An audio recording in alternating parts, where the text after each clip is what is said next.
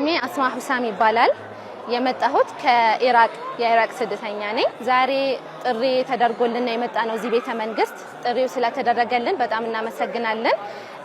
ስፔሻሊ ፕራይም ሚኒስትር ዶክተር አብይ አህመድ ያው እዚህ ያሉት ስደተኛ ሁሉ ስደተኛ መስሎ አይታያቸውም። ራሳቸው ልክ የራሳቸው ቤት የመጡ ነው የሚመስላቸው። የመኔዎች አሉ፣ ኢራቅ አለ፣ ሶሪያ አለ፣ ሱዳን አለ። ሁሉም ደስተኛ ናቸው። ስሜ ጀሚል በሰም እኔ ከሱሪያ መጣ። እኔ በጣም ደስ ይለኛል። ማያቱ ቤቱ ራሱ የሚያምር ነገር ሁሉም እኛ አየሁ። የኢትዮጵያ የድሮ ነገር ሁሉ ሲያሳዩን በቃ በጣም ደስ ይላል።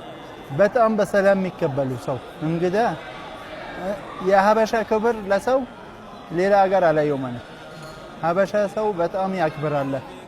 ውጪ ዜጋ ምናምን በጣም ክብር ያርጋሉ። በጣም በቃ እንደ ቤተሰብ አንተ እንደ ውጪ ዜጋ ምናምን ማንም ሰው አይጠይቅም። በቃ እንደ ቤተሰብ እንደ ሀገር የምትኖር ነጃት ሁሴን ሐሰን እባላለሁ። የኖር ሱዳን ስደተኛ ነኝ። ሱዳንም ኢትዮጵያም አንድ ነች። አክፋ እዚህ ጋር ቁጭ አረገችን። ለዚህ ያበቃችን ኢትዮጵያ ነች። ዜግነት ሰዓት ላይ ሃይማኖት ሰዓት ላይ በአንድነት እየተቀመጥን ያለ ነው ኢትዮጵያ ምድር ላይ ነው።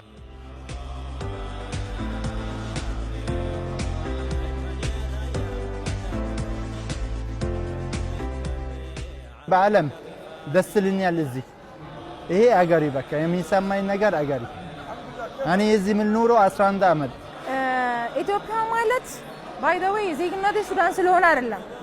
ብዙ ነገር አለ፣ ብዙ ነገር አሳልፌያለሁ ኢትዮጵያ ላይ።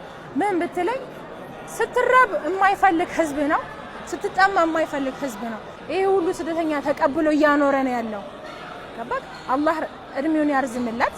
ፕራይም ሚኒስተር ዶክተር አብይ አህመድ በጣም ትልቅ ነገር ነው ያደረገ ያለው በአሁን ሰዓት ላይ። ለምን ስደተኛ መቀበል ማለት ትልቅ ነገር ነው። ጠቅላይ ሚኒስትር አባት ነው። አባት በሩ ከፍቶ ልጆቹ ሲቀበል አላህ እድሜህ ያስረዝመው። አባቴ ቤት እንደሚሄድ እንደ የመን ስሜቱም ስላመጣህልኝ ፈጣሪ ይጠብቅህልን፣ ወደ ላይ ያርግህ፣ ከፍ አድርጎ ያሳየን። በጣም ደስተኛ ናቸው። ሁሉ አንድ ላይ እያፈጠሩ እየበሉ እየጠጡ እየተጫወቱ እየሳቁ ዱዓ እየተደራረጉ ፕራይም ሚኒስትራችን አክብሮን መጥቶ መሀከላችን ላይ ቁጭ ብሎ ከኛ ጋር አፍጥሮ ሁላችን ትልቅ ደስታ ነው የተሰማን። ራሴ አገሬ ላይ ያለው ስሜት ነው የተሰማኝ እና በጣም ቴንኪዩ አክብረው ስለመጠሩን ቴንኪዩ።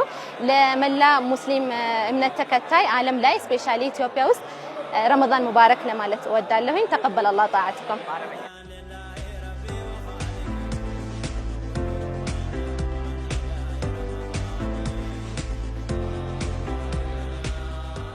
ዛሬ 4 አመት ጀምሮ ጠቅላይ